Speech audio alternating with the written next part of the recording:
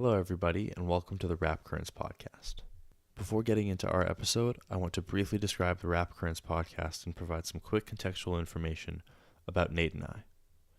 The Rap Currents podcast is dedicated to highlighting, critiquing, and discussing the newest music releases in the rap genre. Every month, we will discuss our favorite albums released, examining their characteristics, and discussing our enjoyment of them through the variety of relevant factors to our listening experience. Our main focus will be rap, hip-hop, and its affiliated genres. But we are general music lovers and will deliberate music outside of those genre confines, so expect some deviation from the standard rap, hip-hop artists. Nate and I are undergraduates at Emory University. We met as friends freshman year in our Jazz, Its Evolution, and Essence course. We quickly discovered our mutual love for rap and hip-hop, but moreover for our deep affection for music in general, and our respective emotional connections to various artists, albums, songs, and so on. I wanted a medium where we could discuss the nuances of our enjoyment or disliking of a piece more deeply than possible in quicker conversations, texting, or social media. So I suggested to Nate that we start a podcast. This is the first episode of the Rap Currents podcast, and as such, we felt the first episode should begin with a well-rounded reflection of each of our musical tastes. We begin the Rap Currents podcast with a recap of our respective top 10 favorite albums of 2018, with a couple of honorable mentions as well. Thank you for joining us on this first episode of the Rap Currents podcast, and we hope you enjoy. Okay, we're live. All right, so let's get into our favorite albums from 2018. I know this is a little late, but I figured it'd be best to wait till the end to be able to look back and get everything that we needed to do. Right. Just a reminder, I'm Noah Egdis. I'm Nate Fisher. And let's get into it. So first we're going to start with our honorary mentions. Each of us have 5 honorary mentions, and then we have our top 10 that we're going to get into and work backwards. So 10 down. Right. So let's start with your honorary mentions first. Okay, so mine are Drip Harder by Gunna and Lil Baby. Amazing album. Dirty Computer by Janelle Monae. Die Lit by Playboi Carti. Okay. Taboo by Denzel Curry. And finally, Oxnard by Anderson .Paak. Okay. So I also have Oxnard in my honorary mentions. I have DiCaprio 2. Okay. Your Queen is a Reptile, Sons of Kemet. Nice. It's a jazz album. Yeah. Oxnard, Room 25. Nice. And then Boarding House Reach by Jack White. Okay, cool. Let's start with just a quick reasoning for your honorary mentions. So I felt like Drip Harder by Gunna and Lil Baby I easily could have made the top 10. It was just, it was an honorary mention because it's an important album. It was, they both had a huge rise in 2018. They both had unbelievable years. Gunna was basically nothing. In 2017, he had just released some stuff with Thug, and I personally even thought he was a Thug wannabe, basically. But he is a Thug wannabe. People still can say that. You're right, but people listen to him, and no, he has catchy stuff. He releases catchy. He has melodies, but he doesn't have the same charisma and vocal inflections and lyrical ability as Thug. Going in a new direction. And I respect it. And Lil Baby's just had a great year as well. So that's why I included that one. Dirty Computer by Janelle Monae was next level. It was just like this perfect like sub pop album that, had elements of everything, jazz, hip hop, whatever. And Janelle Monae is so multi-talented. And, that album blew me away. The reason it's not in my top 10 is it's a little bit of a stretch for me in terms of my own taste, but, I could appreciate it. And I very much enjoyed listening to it. Die Lit, Playboi Carti, just fire, amazing album, right? Like just banger after banger. Almost I'm not saying there are no bad songs, but every song just like he really built on his namesake album, the debut, and he built on it really well. It was not boring, it wasn't unoriginal, like it was, I don't know. I really enjoyed Die Lit. I listen to Die Lit almost every party I'm at. I play some song from Die Lit. Taboo by Denzel Curry was originally on my hip hop top 10, but it didn't make the top 10 because amazing album. Absolutely amazing. It was also, I was debating whether to put it in my top 10 in my honorary mentions. Yeah. And it could have just made it for me. Just because we're only doing 15 albums. Yeah. So, like, obviously it would have been in, like, a top 30 or something Right, like that. absolutely. It was eclectic. It was really, really visceral. And the way it flowed and the transitions and the whole narrative of the whole thing. Yeah, it was a narrative, too. And and then lastly, you know, Oxnard was a really solid album by Anderson .Paak. Like, he delivered, but I think it fell short a little bit. Do you like it more or less than Malibu? I like Malibu more. Okay. I think Malibu's more pretty. It's more melodic. I think Oxnard was a little bit more rappy, and I think it was just, I think he was reaching for the charts just a little bit. That's what it felt like. It felt a little bit like he was reaching for the charts on some songs, but I still thoroughly enjoyed it. You know, I don't think it was a letdown at all. I was really hyped for that album. So that's... So the only, of your honorary mentions, the only album that I find to have... like been absolutely not deserving of the spot that you gave it. Yeah, it was Drip Harder. Like, really, by far. You think it should have been top 10? Drip. No. Oh no. I think it was. I really did not like it. Wow. Absolutely did not like it.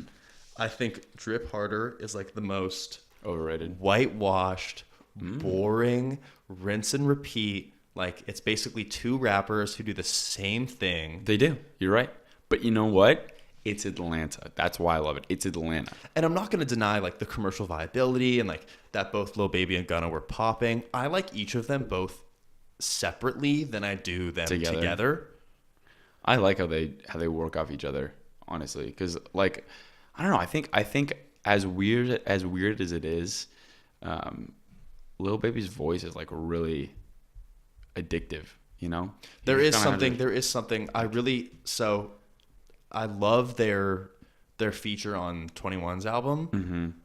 There's something about, like, the aggression in his voice where it's like a suppressed aggression, where it's kind of like a serial killer, where it's just like just under the surface. Right. He's like, I'll kill you, but you don't know. But I'm gonna hold it in until I fucking pop. Exactly. Right. But other than that, I thought the production was like, it was cool, but it was Run that back, Turbo. Wheezy out of it. Like those. I mean, Wheezy and Turbo were amazing on that. I thought they made such good trap beats. I thought it were. Okay. All right. That's fair. I think what it does for me is it like just exemplifies the new Atlanta for me. And there's a lot of sects of Atlanta that are really trash. They're making like trash music that kind of, you know, are in that same lane, but don't really fully deliver on it. But I genuinely think that like Drip Harder is, you know, something that's special that really represents Atlanta. Okay. So now my honorary mentions. DiCaprio 2, J.I.D. Obviously, I know this is going to be in your top 10. Yeah. He's one of the most like lyrical, flow-focused, vocally flexible artist that's coming out. I also love that he's like really the first Dreamville guy other than J. Cole to like really see commercial success. Because like Boz and I don't even know anyone else. Boz, Omen, Cause, like they're all like they're really all talented good rappers, and they're all cool. But Boss has seen the most success other than Cole. Than those two. But I thought the production on the production throughout the album is amazing. Yeah. I thought every single one of the features on the album really contributed really well. Production from everyone from Chase the Money, Mac Miller. Chase the Money. Yeah. I mean, I just overall thought it was a really, really solid lyrical, vocal focused project. Yeah. And I can't wait to see what else J.I.D. brings in the future. I'm so excited. Definitely better than the Never Story. Yeah, definitely better. It was mature, which is also something that I look for in projects, because like it's like when people compare two projects to one another, you also have to compare it within the discography of that same artist. Of course, yeah. And if there's growth and progression. Yeah, it's just like, I mean, it's like people do that all the time with Kanye's discography, you know. So, your queen is a Reptile, Sons of Kemet. Very, not really experimental, but just very percussion-focused jazz album. Lots of very groovy beats. The spoken word on it really gives it a nice touch. I just really thoroughly enjoyed listening to it, and there weren't that many jazz albums that I paid attention to or listened to that are new, that really gave me that sense of appreciation for the genre as compared to like some of the older classic stuff that I listened to. Right. So highly recommend Sons of Kemet, Your Queen is a Reptile. Oxnard, Anderson .Paak. Kind of same feeling as you. I did like Oxnard more than Malibu. I thought that the production value was better. I thought that the drums across the project were much better than Malibu. I thought it was a much Dr. more... Dre for that one. Yeah, big time. I thought that he got a little bit more out of the features. Like, I mean, Pusha T's feature is awesome. Unreal. It's awesome. That verse is one of the best verses of the year, probably. Yeah. I'm trying to think who else was featured on that album. Let's look. Kendrick. Right, Tints is amazing. Yeah, Tints is great. Overall, just very, very solid project. Yeah. Can't complain. Room 25, Noname. Yeah. Super, super awesome project. The only reason that it's not in my top 10 is just because I really enjoy listening to it, but it doesn't have a lot of replay value for me in terms of the entirety of the project. There are certain songs that I go to that have a lot of replayability for me, like the song with Saba and Smino, Ace. Yeah. I'm looking up Ace is what other... I really like Don't Forget About Me. I like Self. I like Blaxploitation. But it felt a little... It was just a little heavy for everyday listening. Right. And so that's the only reason why it's not in my top 10. That's totally fair. And then Boarding House Reach, Jack White. Shout out to Jack White. He did excuse me, did a complete 180 on his style, taking it in a much more experimental route. A lot of people were not so thrilled about this album, didn't really like it because of the experimental direction he went in. I personally loved it. I thought it was very boundary pushing, and I think it's an example of how rock music can continue to stay viable and relevant in today's date and not just be obsessed with its past. Yeah. Kind of like how, there's always that conversation in hip hop, and it's even more present in rock now that rock is not, the most popular. Not the most popular genre. Right. But I just love what Jack White did with his project, taking it farther, hiring hip hop producers and hip hop instrumentalists to come and play in his live band, play in his record. Right. Doing all his initial recordings on tape and then taking it over to Pro Tools, obviously. Yeah. But yeah, those are our honorary mentions. Yeah. And now into our top 10. Okay. So number 10, you go Number first. 10 for me is DiCaprio 2 by J.I.D. Okay.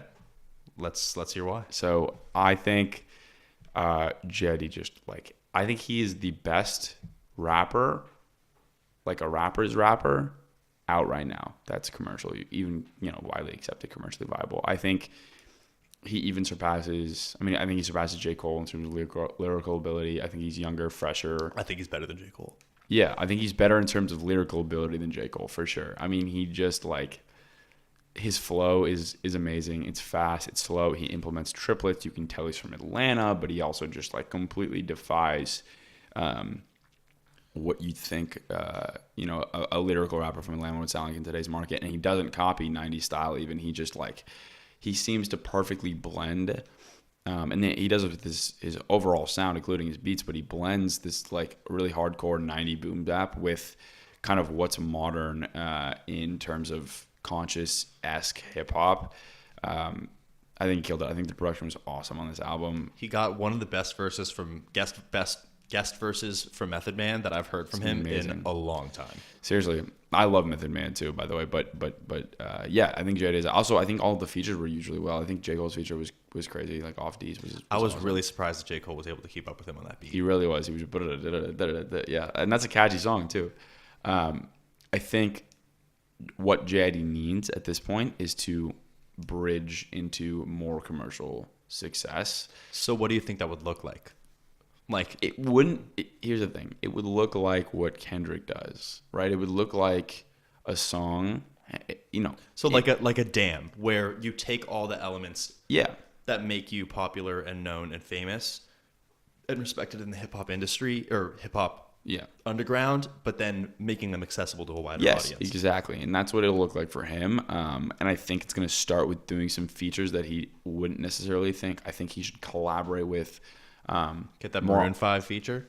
Maybe not a Maroon 5 feature, but something like crossing over into R&B a little bit more. I think he like his voice, because of its sound and because of the timbre, it's like it works well with a nice, soft, lush R&B artist. His voice is it's gritty, it's high, it's whatever. So I think it, very deep, full, like someone like Noname. I would see him doing a really good feature with her. But I think it's going to start with collaborating with also those that are around Dreamville, but also in the same league. Those like people like TDE and stuff like that. So love this album.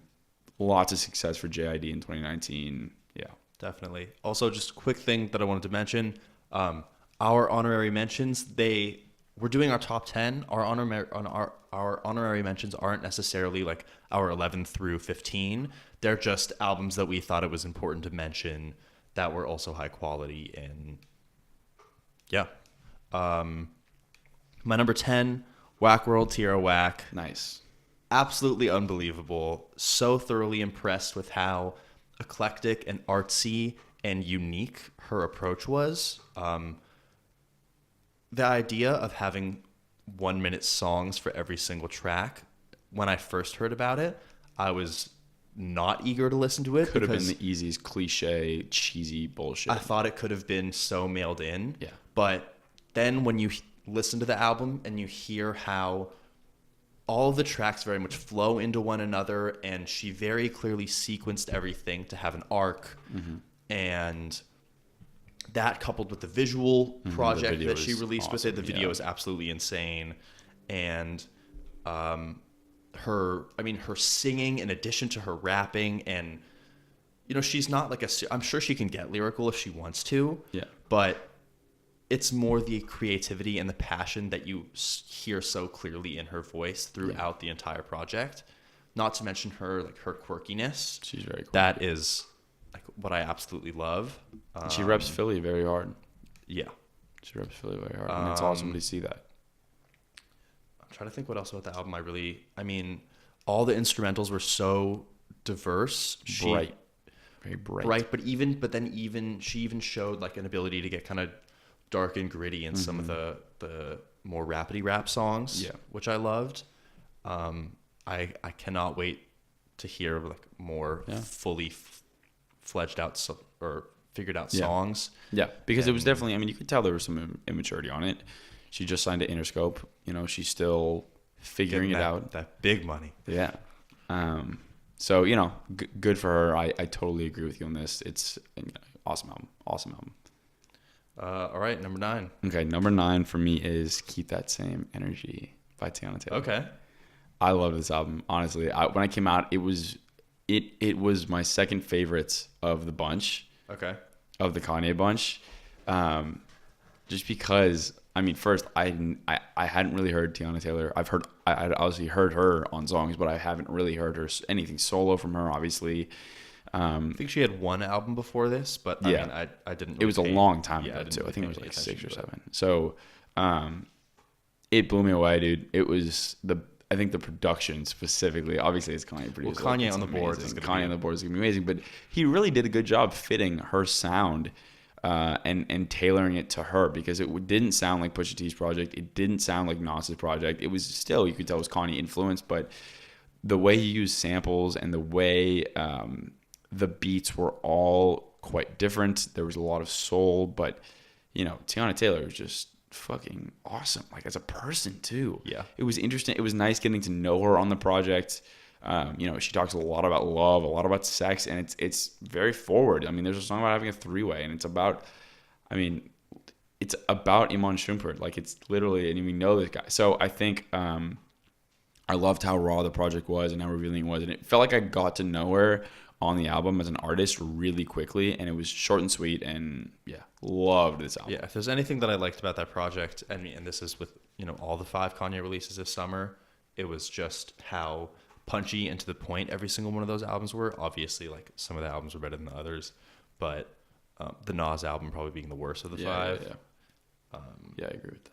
But Yeah, Teyana. the only reason why I really liked certain singles off of the Teyana album. I really liked Hold On. I think it was Issues Hold On. Yeah. And I really liked the song with Kanye. I thought that the three-way song was a little it was too much. It was a little cringy. Yeah, no, that was definitely the one qualm I had with that project. Is that the three-way song was like, all right, dude, I don't need to hear about this. But it still showed like that she can be super raw and sexual. Yeah, and, like, and I appreciated the authenticity that she displayed without compromising or overdoing it. Yeah.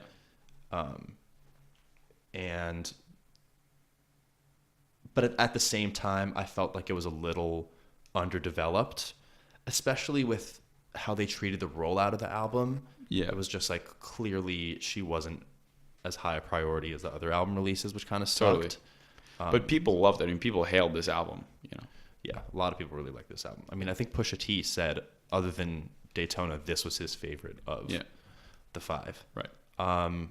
My number 9, Daytona, Pusha T. Wow.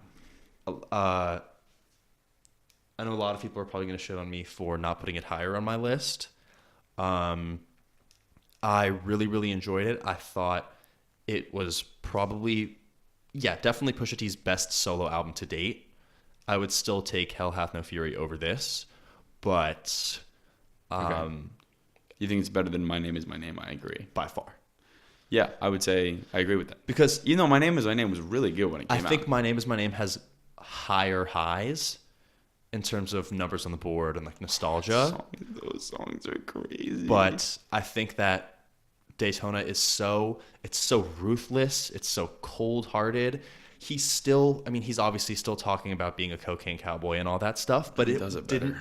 He does it so much better, and he does it Doesn't overdo it in either. so much less of a cliche way. Yeah. He's such a like your rapper's favorite rapper kind of guy that you never know whether you're gonna miss like a double entendre or some metaphor or analogy or whatever it is. Kanye production all the way through was obviously amazing. In terms of why it's not higher on my list, I thought that Hard Piano, like if you're gonna have a 7-track album, it needs to be Perfect. all smashes. I thought Hard Piano was, in terms of the instrumental, I thought it was a little weak. It was missing something. Yeah, I thought there was a little. Pusha T in an interview, I think he said something about how the reason he always gets Ross to feature on his albums is because he knows that Ross will always give him like a perfect verse. Mm-hmm. I did not think Ross's verse was perfect. I I thought it was pretty underwhelming. We'll talk about it when I get to mine. Yeah. In terms of the highlights on that album, obviously, if you know, you know. How do you respond? Comeback Baby. Great album head to toe. Yeah. Can't recommend it enough. It's a smash. Right. Okay. Number 8. Number 8 is KOD by J. Cole. And I know you're rolling your eyes right now, but Yeah. I thought this album was different, really different. I love that he came up with the concept for this, right? It's kids on drugs, it's King overdose, and I think he talked a lot about drugs in a way that was not cliche. And I think that's the crux of why I put it on the list, is that like he talked about America's drug epidemic and, youth obsession with drugs, like definitely in a way that was not cliche. And as much as J. Cole can be very cliche, like I think that he did it in a way that was masterful. I also think the production on this album is really, really good. Like he produced most of it. I thought it was awesome. There's only one song that he didn't produce. Really? Which one? Kevin's Heart.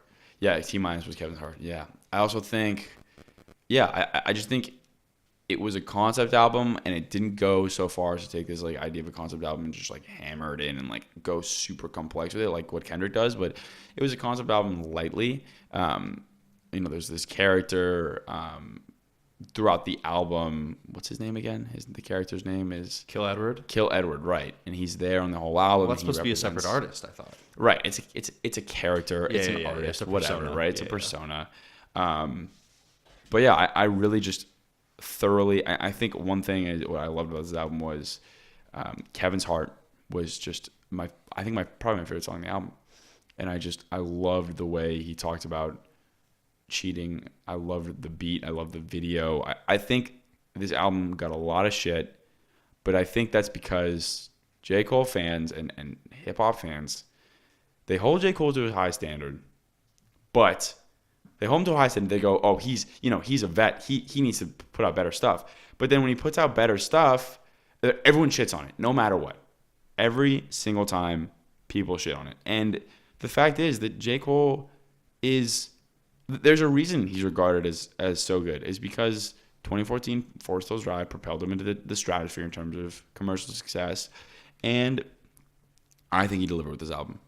I think he delivered. And it's emotional. This album is emotional. It's deep, but it's also hard. And there's a lot of rappiness to it. And I love 1985, the fall off. Like, I don't know. I'm rambling at this point, but the point is this album was underrated in my opinion. I thought that this album was incredibly average. Mm-hmm. I thought that the only songs that I would go back to listen to, The Cutoff is my favorite, are 1985, ATM, and KOD. Okay. Are probably the only ones that I would consistently go back and listen to. Yeah, I mean, that's pretty representative of your music taste too. Those I thought that like Motivate was the least motivational song about motivation that I've ever heard. It was very sleepy. was the worst. Was definitely the worst on this album. Yeah. I didn't love like the vocals of Kill Edward. I thought it was just kind of I liked it. groggy. Yeah, but that was the point. And I get that was the point. It just didn't appeal with me. Okay, fair. I like the way he was like. I like that on The Cutoff, it was this like off sounding like it was all off sounding to make you think that he's on drugs, and that was the point. He represented like a drug addict. He represented a lot of things, but yeah, okay. Well, underrated album either way. I know there's disagreeing, but like, yeah, that's it. That's my number 8, Yay by Kanye West. Okay. One of people who shat on this album, I found it to be mostly because of his political antics. I really, really enjoyed this album front to back.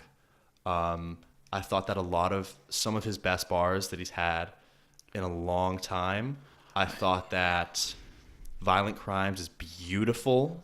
I think that a lot of the production across the thing is minimal, but it very much gets the point across and it drives everything home. I thought that he handles his controversy direct enough where he addresses it, but then doesn't spend too much time on it. Because if you were to really just like the whole album would become about that, and it would suck, and it would be so boring. And I'm so glad that he came out with what he did. Going back to the 7-track album format. My least favorite song on the album is probably All Mine. I thought it was a little underdeveloped. I love Valet and his flow. I thought that had some of the cheesiest Kanye bars on it. Yeah, I think the whole project was cheesy in my opinion, and I think I liked the minimalist. I like that it was minimalist in production. I think it was misdirected, super misdirected. There was no theme to connect all of these things besides maybe mental health, but like that's even that. It was a loose theme. I thought it was misdirected. I thought that again, I like the minimalist production. It's very beautiful production, but I think his bars were weak as hell. I think these are the weakest bars he's ever had on a project. So disagree. Dude, I think that so name me some hot bars. Give me some hot bars. when he's talking about his daughter bar that growing he up, has. it's like, cool, dude. Like, Oh, I thought some of those bars were beautiful. so unoriginal. I thought I pray you get my body instead of Kim's. Like, wow, so original. What an original concept. I think one of my favorite lines, the whole. Oh my God, I'm struggling to think of this right now. Let me go to Yay.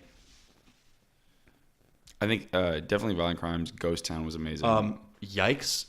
She could get innocent, find help. Drake wrote that. Drake wrote that. No, I know Drake wrote that.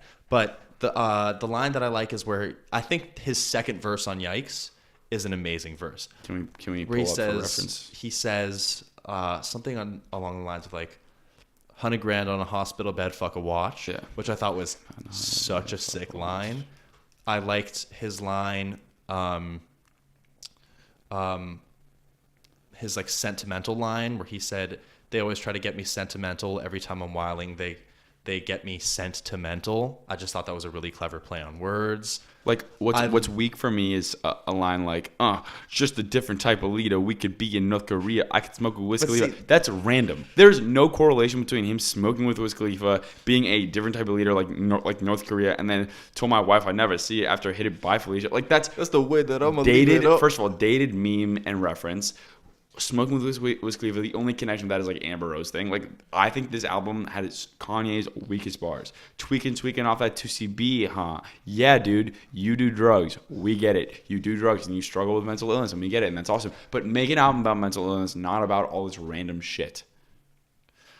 I guess our difference in this is like, do you see this more as an album about mental illness than anything else, or? I think it's more of a Kanye West life update, if anything else.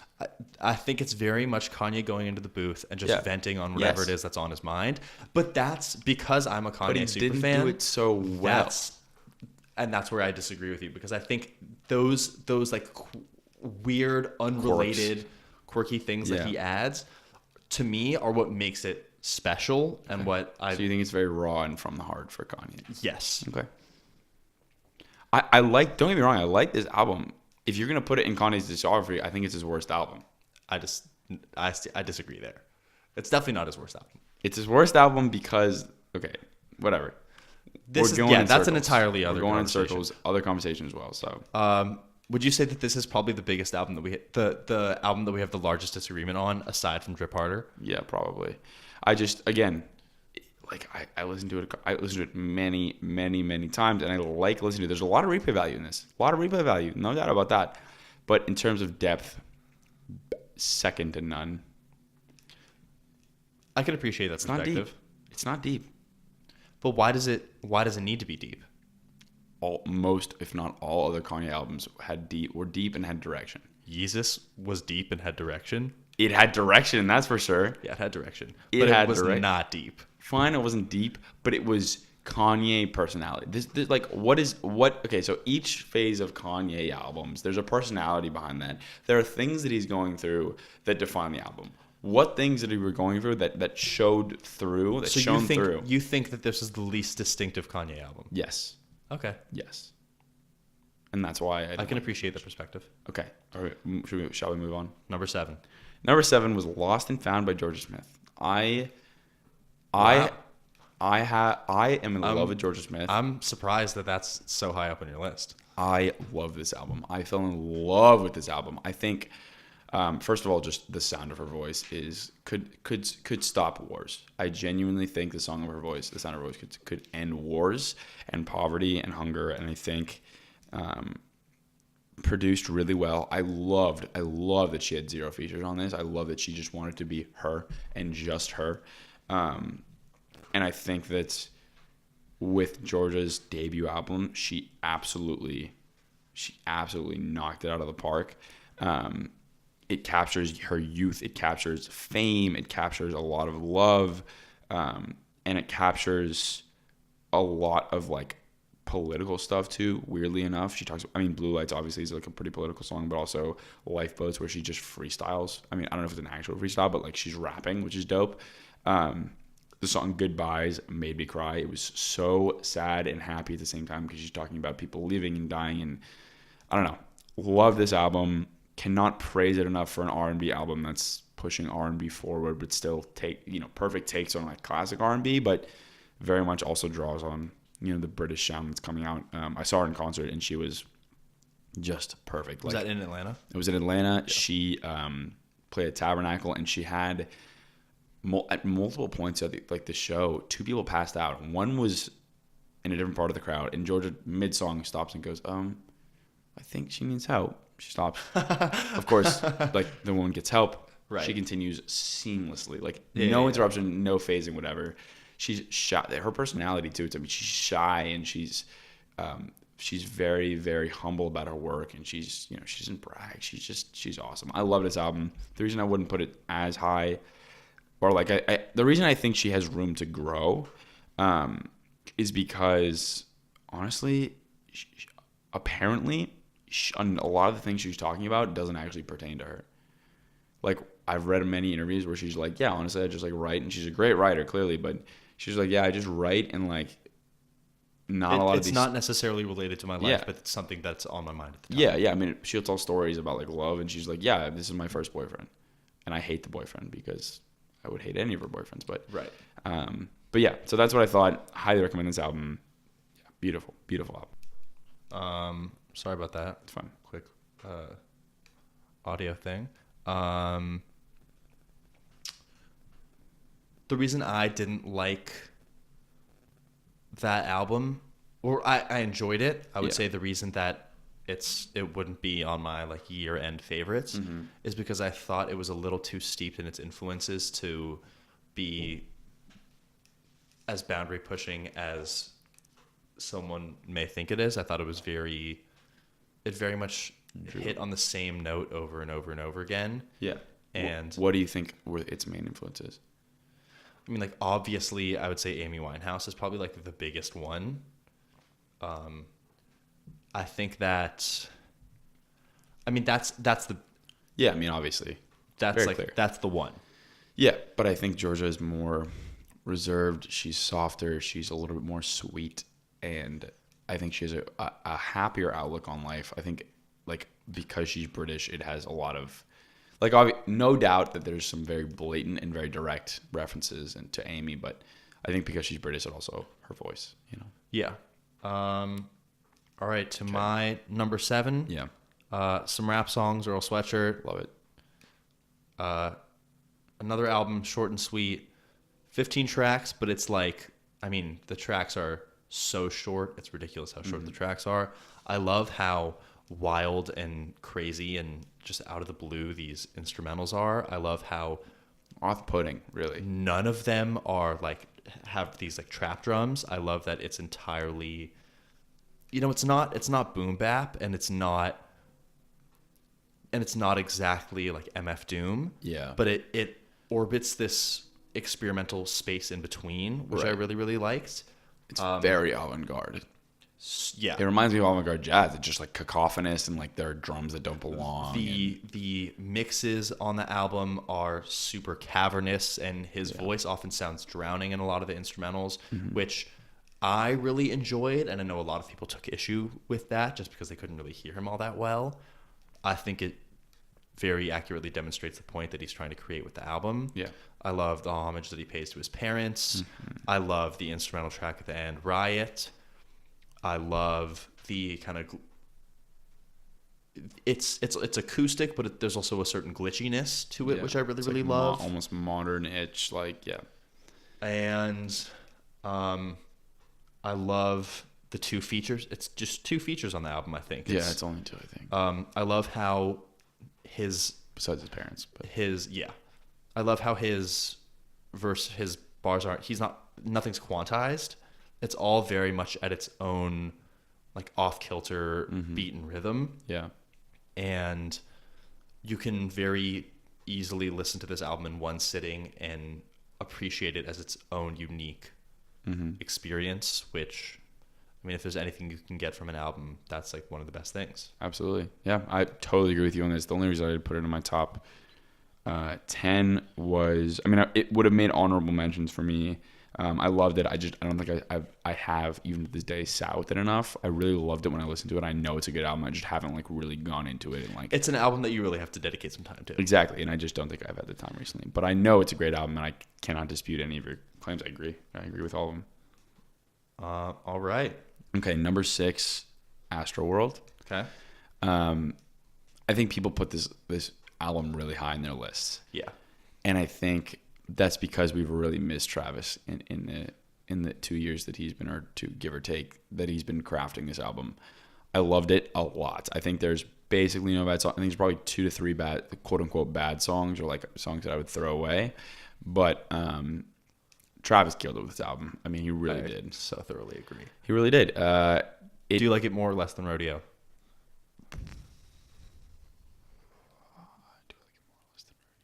Probably less, but not by much. Yeah, not by much. That's I think Rodeo for me also has a lot of nostalgia to it, but Rodeo is a lot more like beautiful in terms of sound and more like it was more luscious and also more gritty. Yeah, but Astroworld's a little bit more modern. It's a little bit more popular, but he does not conform to any like trends. He creates the trends. He makes no concessions on this album. Yeah, aside from the few songs that I would say I could do without. Okay, can we go through the songs, because I also have some songs that I could do without.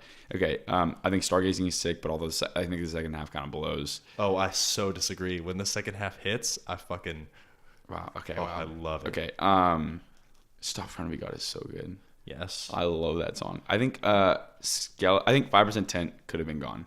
Oh, I so disagree. That's one of my favorite songs on the album. I think NC-17 could have been gone. Oh my god. 21's verse at the end is unreal. 21 has I nutted on her cheek, a new nickname is Baby and Face. The last thing is Houston Fornication. I think can be gone as well. Okay. What are your throwaways?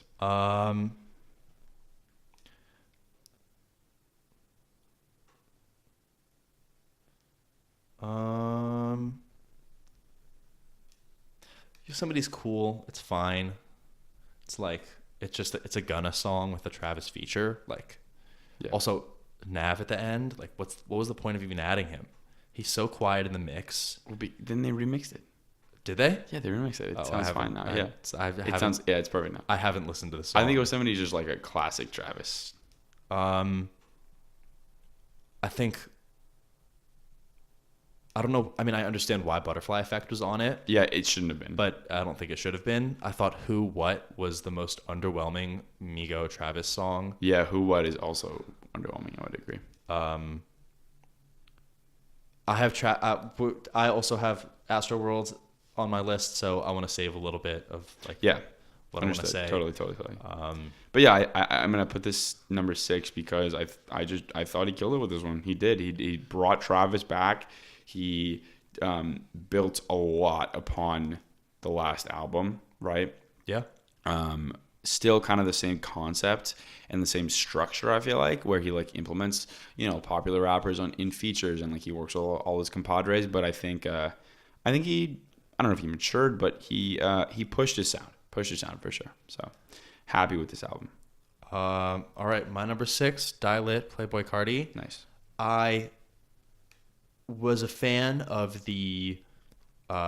his self-titled album. I thought that it was a little one-track minded in terms of it just being kind of the same thing over and over and over again. I thought it was very much within the wheelhouse of rap, of his trap rap, but it showed enough experimental promise to leave me hope into the future. Mm-hmm. And then he came out with Die Lit, and at first I didn't listen to it, and then I saw Fantano give it a good review, and so I was like, all right, we'll give it of course I did. So then I went and gave it a listen, and I was so thoroughly surprised with how good it was head to toe. And it's 19 songs. And it's long.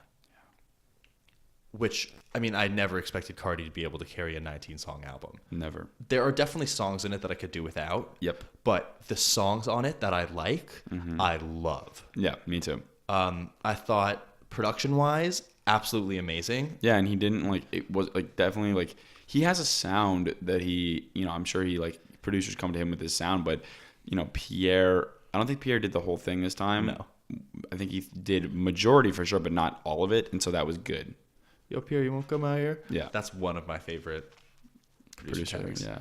I thought that, I think when people dispute this album and say that they don't like it, it's because they think that Carti is a trash rapper, which, like, he is a trash rapper. He's not good at rapping. Nope. But he's so compelling. He's so compelling. Catchy and charismatic, and the melodies are so, they just stick in your head and you can't forget them because of how simple and appealing they are. This album also has such a great dichotomy of minimalism and just like maximalism, in terms of like the song with Travis is literally like a bass line, some drums, and like some ad-libs. And Carti has the best ad-libs in the game. Yeah. I also think that's a big part of his appeal, is his whole persona is based off these like wild ad-libs, like B. or like I mean, yeah, he's got a slew of ad-libs, and his persona, I think, really carries him a lot, which is not a bad thing at all. But he is just like, and that's been that way forever. There's always been rappers who have been super, super, super trash at rapping, but like have been always regarded for how like charismatic and dope they were. I think Tupac has a lot of that. I'm not shitting on Tupac by any means, but like I think Tupac's persona, and you're obviously not comparing Tupac to Carti. Not at all. Yes, let that be known. But Tupac's persona backed his music. Carti's does a lot more. It makes up for it, but I think he is a prominent figure in hip hop a lot because of his personality, but also because he makes just really dope music. Yeah, I mean, Carti, he's so great. I can't wait to see. Like, I'm so excited for Whole Lotta Red. Yeah, that's 2019 for sure. All right, now we're getting into our top 5. So these are like our real deal. Yeah, our real keepers. Yeah. So my number 5 is "Swimming" by Mac Miller. Okay. I thought this album was like his magnum opus. I know a lot of people say that, but I think this album was literally his magnum opus. I think it was the best album he released by far. Mac's journey has been was so remarkable from kids to now, and I've watched it, and I've wanted him. It's so weird to think about growing up with that music. Yeah. Like, I mean, I was talking to our friend Jack about this, and like Kids was the first mixtape that he like, or the first really like piece of music ever that he really got into. And like, I wasn't super into early Mac at all. Like, Blue Slide Park is pretty trash. Yeah, totally. But I knew to see the trajectory of him going from being just like this stereotypical like white boy, frat rap, to picking up all this musical knowledge and seriously, he like learned being able to implement it so directly, I very much appreciated. Yeah, and I think it's remarkable that the community has stayed with him and not extradited him, and like it's a testament to his music that, you know, he can come back from something like Blue Slide Park, which was not well liked commercially. It did great, but it was the number 1 album. It was like the first commercially number 1 independent album. Like killed it, but it was not well liked critically. Yeah, I think Pitchfork gave him a 2.3. I think. The point is, his story is something that other artists should look to when they think, wow, I've made the worst, like, people hate my album, I'm done. Right? You're not done. You can redefine yourself if it's in you, right? If you truly believe it's in you to do that, then go for it. And so this album it came full circle for me. I've really become a Mac Miller fan at Faces, when he released Faces, but you know, he built on that. His lyrics are very simple. I mean, I was doing Genius the other day on this, like, his lyrics are so simple. But he's never been a super like, I'm gonna bar up the next but sometimes person. His raps are like playful, and like there's a lot of humor in them, and there's a lot of like not complex jokes, but like definitely some double entendre and some playful stuff like that. With this, it was much more to the point. It was much more direct, and I loved this. Felt like his Flower Boy. It was his Flower Boy, exactly. And I think, I mean, a lot of this sounded like Flower Boy in a lot of ways because of, I think, a lot of overlap. I mean, I personally like Flower Boy a lot more than this. Okay. But that's what I'm saying is it's a similar sounding. It's soft, but it's in terms of incorporating the instrumentation and the melodies and the harmonies. A lot of good melodies in this album. My biggest issue with this album was that I felt he I felt it was too long. I think he could have cut some of the tracks off. Yeah. I think that I really appreciate his ability to kind of be melodic, but I think when he tries to sing, he just doesn't have a good enough voice. Yeah. I think some of the album was a little sluggish and not as dynamic as I think he could have made it. Okay.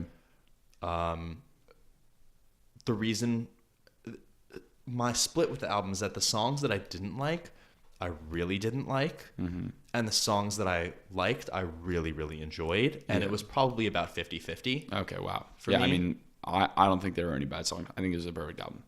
I think there were 0 bad songs. Self-Care is one of my favorites. Wings, oh my God. And I think 2009 also just... I think he... Like, it almost is... It was perfect timing, like, in terms of his passing. It almost just was, like, timed really well because it's like... I think what you're going to say is that people like it more because he died. I don't think people like it more because he died, but I think they're maybe assigning a little more meaning to it because he died. Sure. Okay. Because it's human nature to assign, to see two things happen and assign meaning and like causality between them. Yeah. And I don't blame people for doing that. I think they're wrong for doing so. Yeah, and I listened to his album before he died, obviously, and I loved it before. I mean, I still would have put it top 10 if he hadn't passed away. My favorite songs from the album, Hurt Feelings, What's the Use, Small World is probably my favorite song on the album. Yeah. And 2009. Cool. Yeah, I mean, great album, R.I.P. Mac. Definitely. Yeah, okay. Top 5, or number 5 for you. My number 5, Wide Awake, Parquet Courts. One of the few rap albums not on this list, or non-rap albums. Non-rap albums on this list. If we had done this recording in 2018, I would not have put this on my list because I simply hadn't heard it and hadn't given it the time of day. Yeah. I spent some time with it post 2018, was absolutely floored by how spectacularly and well they were able to incorporate so many different aspects of rock into this cohesive, not necessarily narrative, but just journey that they kind of take, because it goes from punk to garage rock to alternative to this kind of like almost funk type direction. And there's not a lot of there's no real like beautiful singing on the album, but it's all very, you can hear the emotion behind the lead singer's voice in almost every single one of the tracks. And in terms of my favorite songs from the album, Parquet Courts, I would say Total Football, first song. I love Wide Awake, the title track. I love Freebird 2 and Before the Water Gets Too High. Nice. Can't dispute that one. I haven't listened to the album yet, but I will. I listened to some songs, not off the album, but some singles. But I highly recommend. Very, very good. Okay. If you are I'm trying to think of what comparable bands there are. I mean, this is pretty, I wouldn't say it's outside of my wheelhouse, but if you can get down with some of the more punky Beatles songs, I would say that this is very much in your lane. Not that it's similar, but that it's if you can get accustomed to that sound, then palatable. It's palatable. Exactly. Okay.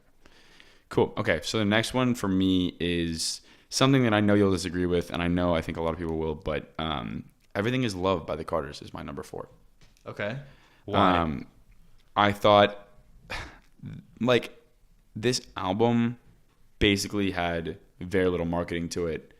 I don't think they did a lot of build up for it, but it came out, and I was really, really impressed with the way and the balance between them. I think people probably, if you said, oh yeah, Jay-Z and Beyonce are making a collaborative album, people would put so many expectations on, and I think they defied it in terms of the album wasn't too grandiose or big for its bridges. They weren't trying to make radio hits with this album. They ended up making one with Ape Shit, but they didn't like. Which is a Migos song. Right. It is a Migos song. You're right. And I think that's one of the qualms that I would have with an album like this. But I think it was a perfect mix of Jay-Z's personality, Beyonce's personality. I loved how much they talked about their marriage. I love the part when on, I think it's Black Effect or Love Happy. No, it's definitely Love Happy, where Beyonce goes, yeah, you fucked up the first ring. You had to get remarried. And Jay-Z goes, yo, chill. Like, I think that captures. Yeah, I would say their that chemistry is amazing. Their chemistry is really good. I think my biggest issue is that there wasn't a song that I actively disliked, but there was a lot of it that I was very meh about. I just love the instrumentals on the rap songs. When I first heard it, I was like, this is amazing. Mm-hmm. I love this. Yeah. This is going to be one of my favorite albums of the year.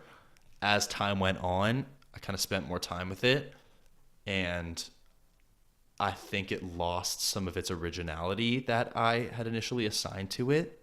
Just like, for example, the Pharrell produced song. Friends. Yeah, Friends. Friends. Better than... Is that it? Or is it different? No, it's nice. It's nice. And nice. I hate the chorus. And it's the same beat as Neon Guts. It's the same beat, whatever, dude. It's Pharrell production, like.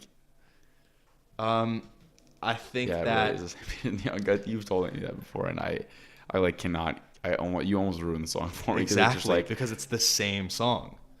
It's the same beat. After this, let's play them next to each other and see. Yeah, but yeah. I think that Beyonce completely outshines Jay-Z on the project. Wow, I disagree. Dude, Black Effect, when Jay-Z just goes, I'm good on any MLK Boulevard. Like, and Beyonce's like, he good. That is awesome. And Jay-Z had some bars in this. Jay-Z had some fucking bars in this album. My favorite song is probably the song where Jay-Z is rapping. Black Effect, right? No. I think it's 713. Yes, that one. That's a great one. That's probably my favorite song. Yeah. Or the last song. Love Happy, yeah. Yeah.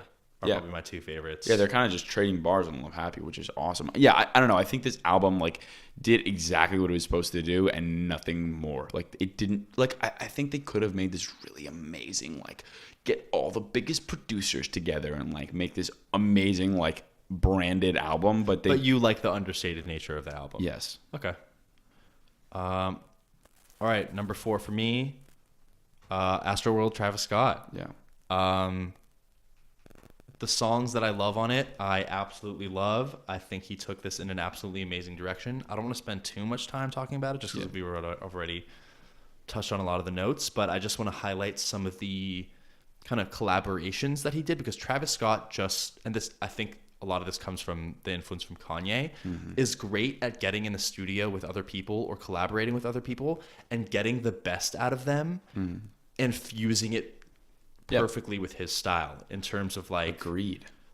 Stop Trying to Be God. Obviously, James Blake, his melodies and his singing and the Stevie Wonder harmonica and the Kid Cudi humming and all of it. Stevie Wonder harmonica. It's just it meshes all so well.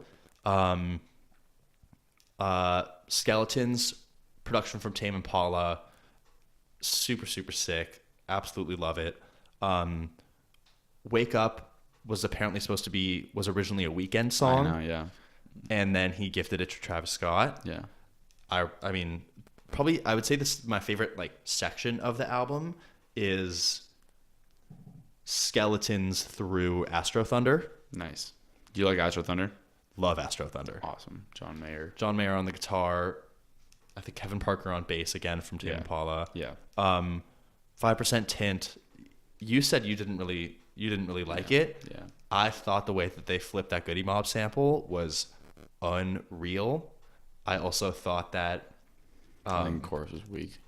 I didn't love it until I saw a video of him doing it live, and then I really started to like it. Really? Yeah. What was so compelling about the live performance? I think it was also the same way that I felt about Antidote, where it's a very chill song, but the way that he brings energy to it live is so unlike anything any other artist does. Okay. I'll have to check that out. Highly recommend looking at any concert footage that you can find online of 5% Tint.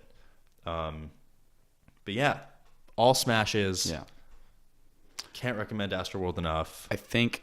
I hope this will win hip hop album of the year. I think it'll be Cardi B, just because of her political stature within the hip hop. But it's also just universe, like, but like, I mean, it was such a big. yeah, She had such a big wave. yeah. I just wish this would win hip hop album of the year. I wish it would, but I know it won't. But I wish it would. I mean, for the Grammys, I hope Pusha T wins. But like, I just don't think I would hope that too. But I just don't think that's even. It wouldn't even be remotely possible. I don't know, Dude. I think you could be surprised. I think maybe I just have a bad view of the Grammys. But Okay. given the Grammys' tendency to favor commercial viability over that's what I'm critical saying. success, Yeah, I get what you're saying. Yeah. All right, top Number 3. three. Wow, this is really These good. so these are like, I mean, these albums are head to toe. Yeah. Love almost perfect every albums. single. Yeah. I mean, I wouldn't say perfect albums. Okay, so but perfect in terms of there are no bad songs. Bad songs. Yes, I would agree. Okay. So my number 3 is "Care for Me" by Saba. Okay. Saba, this album was potentially the best concept album I've listened to. I think it was actually the best concept album I've listened to all year. It takes on the death of Saba's cousin Walter and also his best friend. He was basically he was stabbed. And I didn't listen to the album, so I have no. Yeah, so the album is about a lot about violence in Chicago, but it's not overplayed and overdone because there's been so much over the years, the past 5-10 years. So much has been said about violence in Chicago. We need to stop this, but Saba does it really well. He tells the story of Chicago's violence through the death of his cousin, which altered his life and affected him on tour. He talks about his stature as an artist. He talks about dealing with labels because he's largely independent. He talks about emotions. There's a lot about his emotions. I wrote like a short, I've told you about this Spotify cover letter thing, but I wrote about this album and how it conveyed one word, and that's passion. Passion for art, passion for life. The beats perfectly produced on this album. I mean, Pivot Gang is like his camp, and it's very Chicago inspired, jazzy, but not super offbeat. It's like modern jazzy. Yeah, love this album. Definitely made me cry by the end of it. If you listen to it in one sitting, I mean, I was on I remember the first time I listened to it, I was on a train in like Spain or something, and I had like a multi-hour car ride, and I listened to it, and I was just like, I was mesmerized by how well it flowed and the story being told. So would highly recommend it. It's also largely story based, which is cool, but there are clearly some moments where he steps out of the story and talks to you as an audience member. So yeah. Okay. Wow. Glowing words. Yeah. I mean, I've only ever heard him as a feature artist. Yeah, you should check it out. Yeah. I do need to give it a listen. Yeah. All right. My album number 3, not a rap album, not an album in English. Oh boy. Mal Querer by Rosalia. I don't know if you listened to it. Can you describe it? It is so. Rosalia is a Spanish flamenco pop artist. Flamenco is this very ancient, not ancient, but traditional Spanish music form that's involves a lot of hand clapping. From what I understand, it exemplifies the Spanish mentality a lot. Culture. Spanish culture. Mean, I can't speak on that, but yeah, sure. Yeah. I was so thoroughly surprised at how much I enjoyed the album, despite my not understanding anything that she's saying, because I speak no Spanish. Yeah. She very much balances the tradition of flamenco with this innovative pop approach. A lot of the the instrumentals on it are experimental, but still paying homage to that traditional foundation of flamenco pop. Her voice is unbelievable. I have never heard someone so flawlessly execute the runs and the vocal passages that she is able to pull off without like any breathiness or hitches or hesitation. from what I understand, the album's very lyrical. Yeah. What's it sound like? What in terms of? Can you relate it to without me hearing it? Can you relate it to something that I would be slightly familiar with? I mean, like anything. I would say maybe "Sweetener" by Ariana Grande. Got it. But like even that would be a stretch. Okay. is a stretch. I'm glad I just have some sort of reference point. I would say that if you haven't listened to the album, please give it a listen, even if you don't speak Spanish. It's 30 minutes long. Nice. Not a long listen. What's it called? Can you relate the name for me? Mal Querer.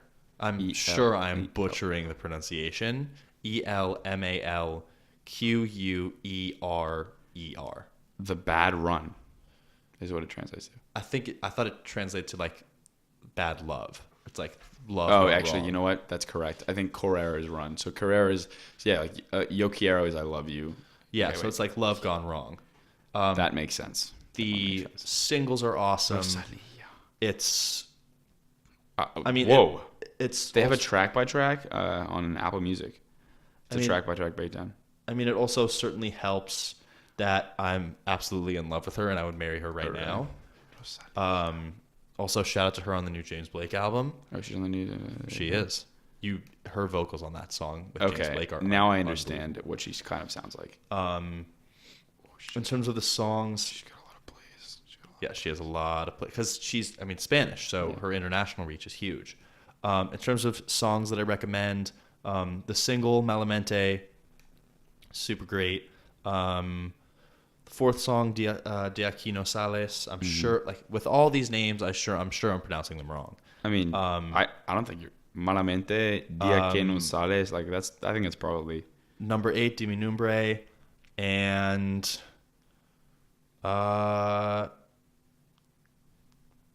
Que no salga la luna, I would say, are my favorite songs off the album. Cool. Definitely give it a listen. Also one thing I wanted to point out about the album, I think she was working with El Guincho, I think is his name, who's he's a famous Spanish or some Latin producer, and they did an amazing job on this album. Wow. Absolutely killed it. Could not recommend it enough. This album has so much replay value. It is unbelievable. It is good for when you're sad. I listen to it when I'm working out. Sometimes I listen to it when I'm studying because I don't understand any of the words. So. Yeah, you can just listen. But I love this album for how multi-purposeful it is and how it works for so many situations. So Apple Music says it's inspired by a book called Flamenca, which is a 13th century book about a woman imprisoned by her jealous fiance, thought to be the first modern novel. And each of the 11 songs in this collaboration with Pucha El Guincho serves as a chapter of a running story about a doomed relationship. Gotcha. Very cool. There's a track-by-track breakdown in Apple Music. Oh, you all can check that out. Yeah. So clearly, it's an important, like it's a big album. And it says after each song, it says like cap 3 or like chapter 3, chapter 4, chapter 5. So gotcha. Cool. Okay. So number 2. My number two is also a non-hip hop album. Okay. It's a non-hip hop album, and it also has Spanish influence. There is a lot of Spanish on the album, although it is mostly in English, and it is Isolation by Kali Uchis. Okay. Solid, very solid pick. The first time I listened to the song, this album was actually, I side story, fraternity formal we go down to Florida for the formal, and I had a calc test on the Friday of the formal. And I knew I had it for months, and it was like 2 weeks before the test, and I like tried to get out with my professor, and he wouldn't let me. And everyone drives down Friday morning, early morning. So like my test was at like 4:00. So there was no way, A, I wasn't going to drive down alone, right? And B, like it's a 6-hour drive. Like you go with your friends. It's like the most fun weekend of all time. Right. So I had this midterm, and it was the week leading up, and I was like, my teacher was not letting me go. And I was like, what am I going to do? So I basically, long story short, bought a flight with like a really cheap flight on Spirit Air down to Pensacola, Florida. Love to see it. It was like my flight was at like 6:30 and my test ended at like 5. So I was going to go right there. And so I brought a bottle of tequila to the test so that I could start getting drunk for my flight. Because I was like, I had been studying so hard for this test. Like all my friends were leaving without me. I was so sad. Good for you. So I literally brought this bottle of tequila. And you deserve it. I was drinking it in the car, in the Uber, on the airport, and I was drinking it, and I was listening That to. person probably thought you were a fucking sad. It was a plastic bottle. They didn't know it was just a plastic water bottle, and I listened to the album on the way to the airport, and then also again on the plane, and I was drunk, and it was like I was going to Florida, and there's a lot of, she's from Colombia, and it was the perfect listening setting for this album. So I think what she does really well with this album is she's just the most charismatic person ever, and she talks so much about a lot of women empowerment stuff, which was great to hear. So much Spanish or Latin American influence on this, which was remarkable how well she blends pop, R&B, American R&B, pop, and Latin music into it. And lastly, how she kind of tells her story, how this is kind of her breakout. I mean, she has released an album in the past, but this is a breakout album in terms of she's being really vulnerable to fans, letting fans know who she is, what she does. She's here to stay. This was one of my mom's favorite albums of 2018. It was amazing. I mean, some of my favorites: Flight 22, Miami was awesome. Miami. Yeah, Miami. exactly. In My Dreams is amazing. After the Storm, obviously. Yeah. I also just love. I think you can hear a lot of Tyler the Creator's, not his influence, but her influence on him. I would agree, and that's really cool because obviously they influence each other, but I think that's one thing that's awesome is that you can literally hear, if you listen to Flower Boy, you can hear Callie Uchis's influence on Tyler. You can definitely hear a lot of her influence. Yeah, and that's remarkable and it's amazing, and it's a testament to how cool she is as an artist. She's going to be huge. I know it. I just didn't spend enough time with the album because there was just, it's so hard to keep up with everything going on. Totally. Highly recommend checking it out. It was just, it blew me away. It was obviously one of my favorite albums of the year. So that's what I got as number 2. My number 2, shout out to Peggy, JPEGMAFIA with Veteran. Such an unbelievably good album. When I first heard it, I was so surprised at how much I enjoyed it. When I first listened to it, so I was surprised at how much I enjoyed certain tracks, given how experimental and kind of noisy and weird it was. It took me kind of getting into some of the more accessible tracks before I could really get into the brunt of the album. I would say that he does such a good job of balancing and representing all of the facets of his artistry, whether it be his melodic side in songs like DD Form, I think it's 14 is that song. He has such a wide vocal range in terms of being able to carry a tune, but also getting really gritty and deep down with a lot of his bars. Mm-hmm. His production skill is so top notch. Yeah. And he really is a veteran. And he literally is a veteran. Literally is a veteran. He uses distortion so tastefully, I find that, and like with a lot of the South Florida people, the distortion could be a little bit overbearing, but totally I find that JPEG kind of, he uses it, I wouldn't say sparingly, but he uses it in a way where it's tasteful. Yeah. Tasteful.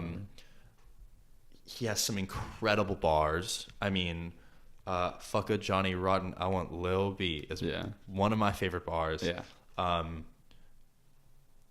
He's very like Kanye in the sense that there's a lot of humor in a lot of his songs. I mean, there's a song on the album called I can't fucking wait till Morrissey dies or something like that. Yeah.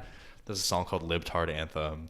My thoughts on NeoGaf dying, and the chorus is I don't care. Yeah, DJ Snitch Bitch interlude, like a lot of it's comedic.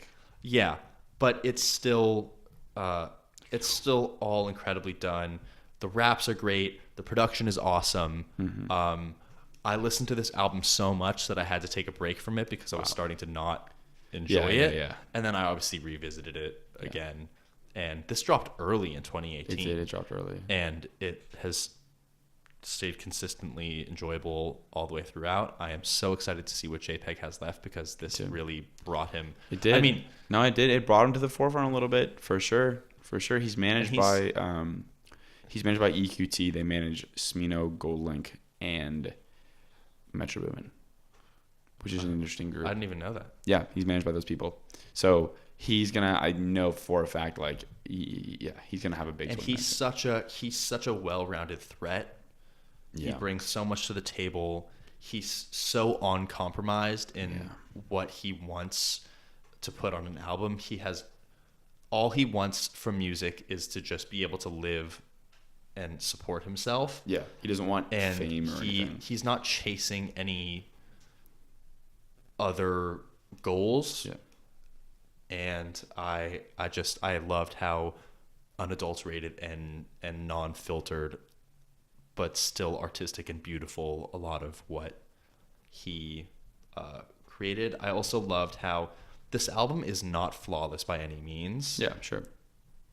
But that is what I appreciate about the albums the most, is the kind of some of the clunkiness of some of the songs, and it throws you into an entirely different world than anything I could have possibly imagined. Right. So great job, JPEGMAFIA. Can't wait to see what else you have in store. Absolutely. I'm with you on that one. Number one album. We've already talked about this album, unfortunately, so I'm not going to go crazy with it. I'm just going to put it out there. Daytona, Pusha T. That's your number one? Number one. It's my number one. Tell me why. I mean, we've touched on this. I think every single song, and I disagree with you on the hard piano thing. Okay. I think that's definitely one of the weaker songs, but I think every single song is knocked out of the park. I think the best part of this album is the structure. The fact that it's 7 songs makes it just amazing. Amazing. I think Pusha T has suffered in the past from people saying, look, we're tired of hearing about cocaine. We get it. We get it. Crack. You sell cocaine. We get it. We get it. Enough with the comparisons. But yeah, he definitely like slides the double entendres in well. He's very self-aware, so he acknowledges that like people. I mean, I think he has a line in there that talks about like people being tired of him talking about coke, but he'll never stop. He's less braggy on this album. He's more confident in the silent manner. I think he's more. Yeah, he's less hubristic, I would say. Hubristic is a good word. He's more confident, but it's an understated. Yeah, and confidence. I think he has a line on there that talks about him being if you know, and he's like the richest one in the club, no jewelry on, but you're richer than everybody.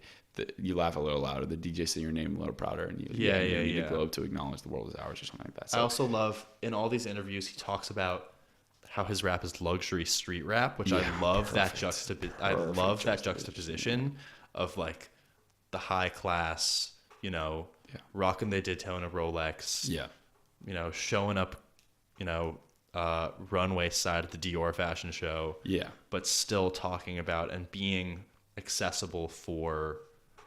I have no credibility saying this, but like for the hood, for the streets, totally, and perfect album in my opinion. No throwaway songs or even moments. Every bar is well crafted. He makes sure to really he does take his time and use every single bar carefully. It was like the energy he had on Runaway, that verse on Runaway all those years back, and he took that energy, not the content, but the energy, and put it into that's an interesting way to think about it, because he just came with the flames on that verse on Runaway, and it was this special moment for him, and then he put that on there. So that's my number one, and I'm sticking with it. All right, my number one, this obviously isn't a surprise to you, Nate. Kids See Ghosts, self-titled. It's just, I first heard the album and I was a little disappointed with the fact that when they first released it, the track names were all mislabeled. Yeah, I know. And it was frustrating to listen to the album and know that it's not named in the right manner. Yeah.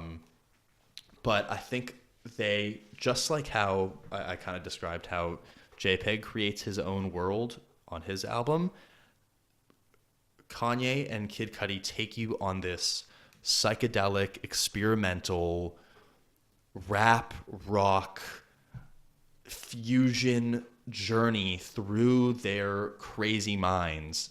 And just like the rest of the 5 albums, it's short and sweet and punchy. There is not a single song wasted. I think you get the best from both artists.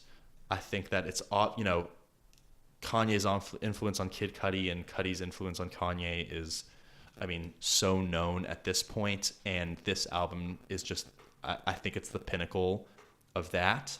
Yeah. I think if we were to look at the track listing, they do such a good job of sequencing everything so that it takes you on a journey. And it's perfectly balanced. Like, Feel the Love is a very good song from Fire, and Free is so different from Reborn. And it's so eccentric and still understated. Like with Free, with...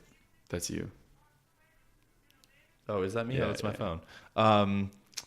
I mean, like with Feel the Love, a lot of people issues with it is like Kanye doing his... But I love it. I think it's just so... Because I imagine Kanye in the booth doing that, and it just brings a smile to my face, just imagining him doing that.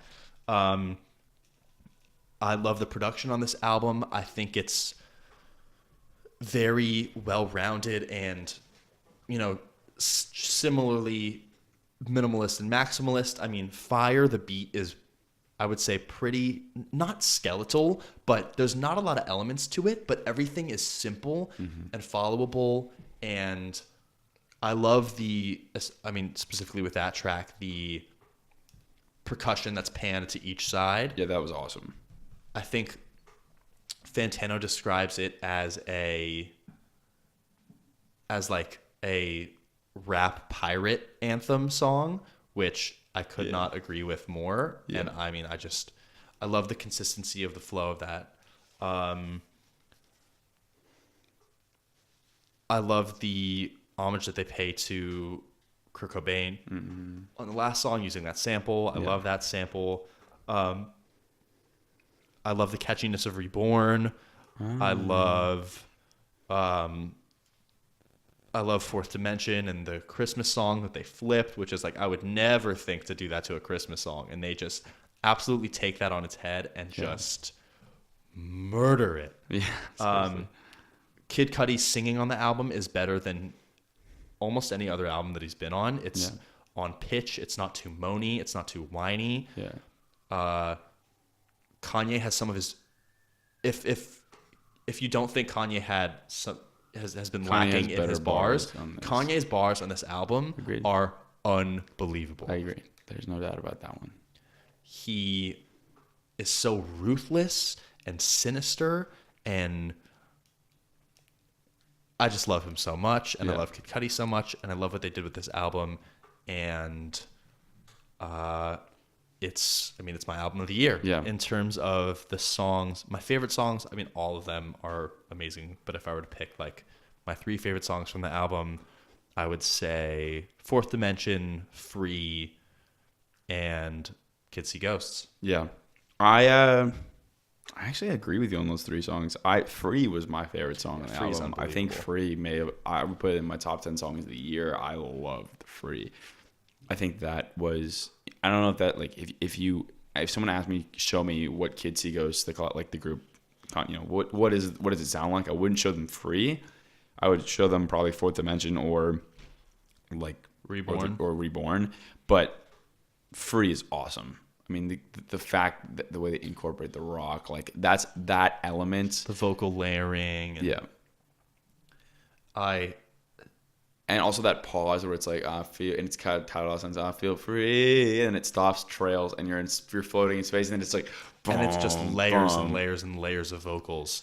Yep, and that also that I don't know what it is, a keyboard or whatever. It's like, it's kind of this like shimmering sound. Yeah, I know exactly what you're talking about. Yeah, I mean, we've debated this a lot. I cannot dispute your claim on this because it is an amazing album. I just don't think it's particularly up my own alley in terms of sound. Mm-hmm. It's a little gritty for me. It feels a little unfinished to me.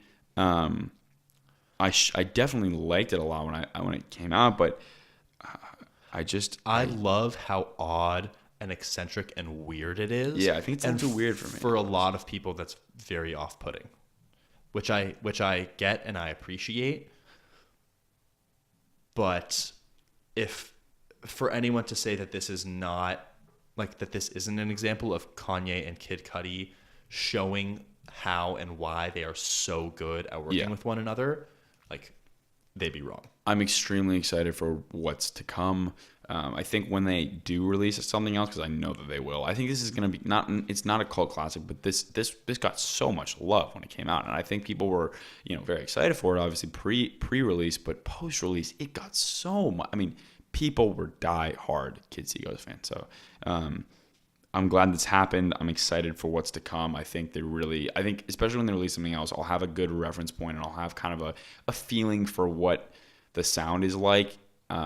And I'll kind of get more comfortable with it as they release more material. I also loved when Ye released and Ghost Town was obviously like probably the biggest song that came out from Ye.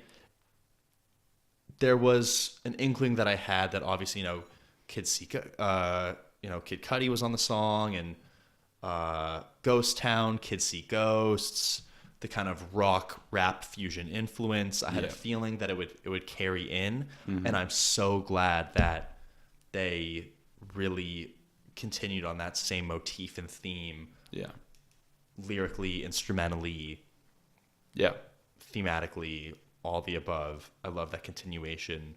I very much see Ghost Town more as like a part of Kids See Ghosts than I do